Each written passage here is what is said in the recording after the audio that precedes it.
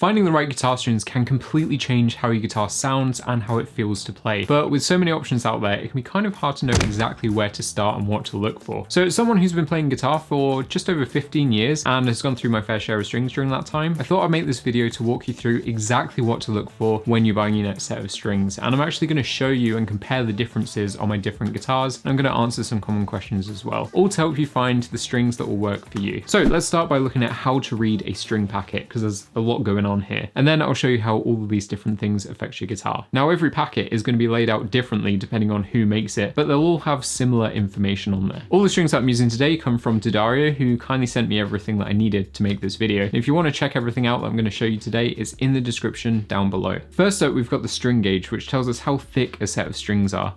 And that's these numbers here. The higher the number, the thicker the string is. So these are our 6 strings going from thickest to thinnest. And it also tells me the thickest and the thinnest in the pack for an at a glance quick look. There's usually a little description of the strings as well. So these are called super light. So I know that they're going to be thinner, they're going to sound a bit brighter, they're going to be a bit easier to use. But again, more on that in a minute. And it also tells me here how the strings are wound and with what material. So these are round wound with nickel, which is by far the most common type that you're going to see out there.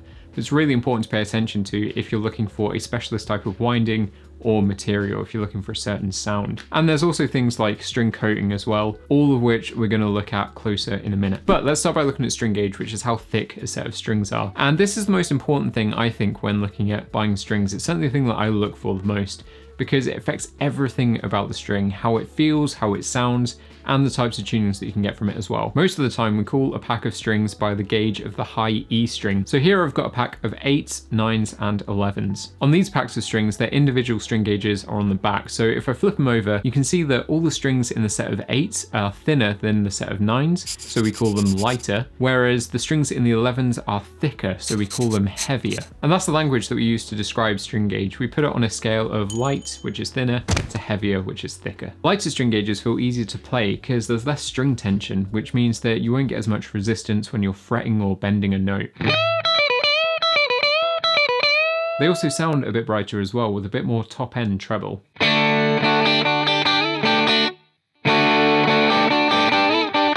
But tuning your guitar lower can be a bit of a problem because your strings will become quite loose and sloppy the lower that you go, because of that lack of string tension. And that can cause problems like intonation or tuning issues, or fret burrs or rattling strings, basically things that you don't want to happen when playing guitar. They also have a bit less power, which isn't a massive deal because everything's being amplified anyway, but if you want a really powerful guitar sound, you might find them a little bit lacking. Heavier strings are the opposite. They're great for drop tuning because they've got plenty of string tension, and that also gives them plenty of volume and power and a much fuller sound.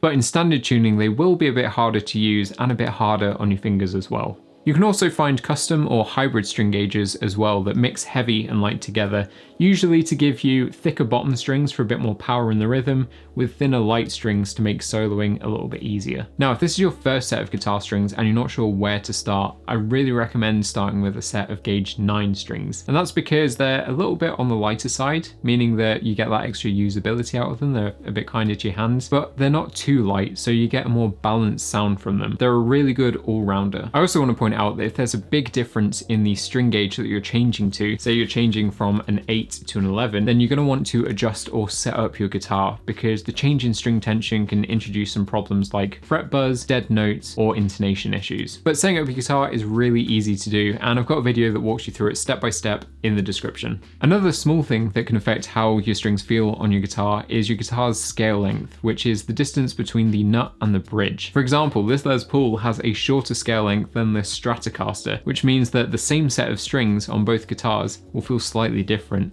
On this Les Paul, they'll be a little bit looser and a little bit more forgiving. Finally, on string gauges, it's a little bit niche, but it might come up for you. You might see a P or a W next to the 4th string, usually on a heavier set of strings. And that just tells you whether the string is wound, which is W, like the E, A, and D strings are, or if it's P for plain, like it usually is. If it doesn't say anything next to it, then just assume it's plain like normal. Next up, we've got the string material, which affects the tone or how the string sounds. So here I've got the most common types. We've got nickel, which is by far the most common one that you'll see. It's actually a mixture of nickel and steel. We've got pure nickel, which is pure nickel, and we've got stainless steel. Now, when we're talking about the material, we're just talking about the material used to wrap around the wound strings, which, as I said, for most packets are E, A, and D. The plain strings, which are G, B, and E most of the time, they're the exact same across all packets, they're just made of steel. If I flip them over, you can see that even though they're the same string gauge, they have very different sound profiles. Nickel is closer to the middle of the road than the others are tonally, so it's a really good all-rounder. And again, it's probably the one that you're most familiar with already because it is the most common, and it's definitely where I would start if you're a beginner. Steel strings will sound brighter with more top end and treble, and that can really help your lower strings cut through in a mix. They're a really good choice if you want a brighter, more modern guitar sound.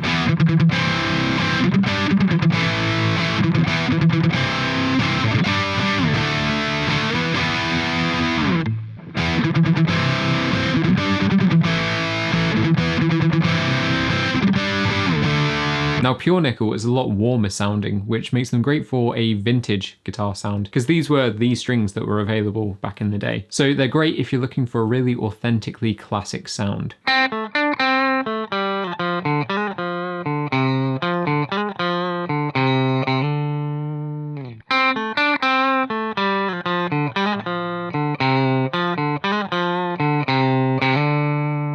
Now, speaking of vintage tones, next up we've got the string winding, and again this is only for the wound strings, but it affects your guitar's overall tone and how it feels to play. So we've got round wound, which is the standard, flat wound, and half flat or semi-flat wound. Round wound gets its name because a round piece of wire is wrapped around a core wire to make it thicker. And the reason for that is it makes it thicker while also keeping it flexible, which is really important because if they made a plain wire that thick, it just wouldn't be usable.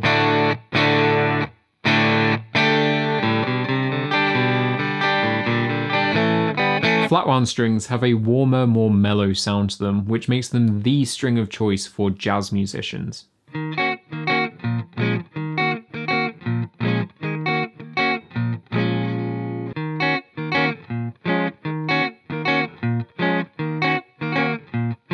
They're also really good if you don't like that string squeaking when you're playing, because the flat ribbon style winding means that the string is smooth.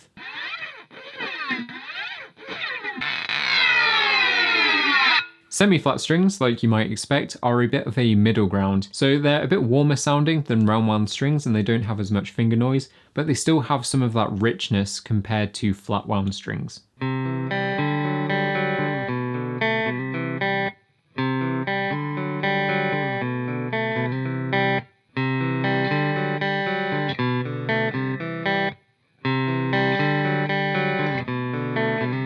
Now, it's worth pointing out that flat wound strings are much more expensive compared to round wound strings because they're more specialist. If I look at these just standard nickel round wound strings, these retail for around £8 for me, which is around $10. Whereas these retail for $27, which is around $40.